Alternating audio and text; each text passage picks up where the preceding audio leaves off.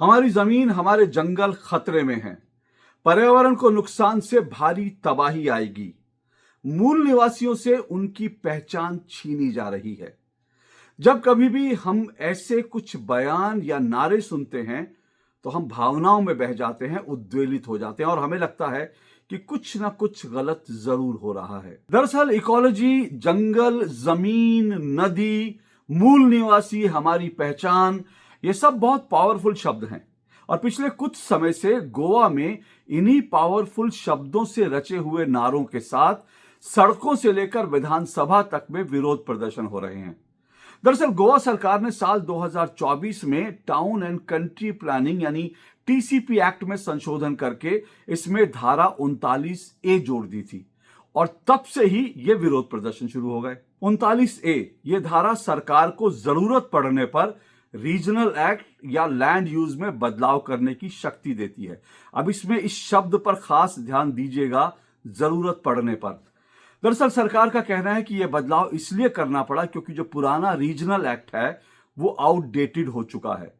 होता क्या है कि बदलते समय के साथ लोगों ने अपनी जो जमीनों का उपयोग तो बदल लिया, उनका लैंड यूज तो बदल गया, लेकिन कागजों में वो बदलाव नहीं दिखता, जिसके कारण कई तरह की प्रैक्टिकल प्रॉब्लम्स आती हैं। अब ऐसी तमाम समस्याओं के तार्किक समाधान के लिए ये बदलाव किया गया। तो एक तरह से कह सकते हैं कि बदलते वक्त की जरूरतों को पूरा करने के लिए उठाया गया ये एक करेक्टिव कदम है। पर गोवा की विपक्षी पार्टियां और कुछ एक्टिविस्ट इसका विरोध कर रहे हैं और 39A को पूरी तरह से रद्द करने की मांग कर रहे हैं। इनका आरोप है कि इससे गोवा का प्राकृतिक स्वरूप बदल जाएगा। वो कहते हैं कि कृषि और पर्यावरण संरक्षण के लिए जो जरूरी मैदान है वो सब कंक्रीट के जंगलों में बदल जाएंगे। पर क्या वास्तव में ऐसा है? सबसे पहले तो यह समझ लेना चाहिए कि यह सेक्शन 39A कानूनी और संवैधानिक रूप से बिल्कुल दुरुस्त है।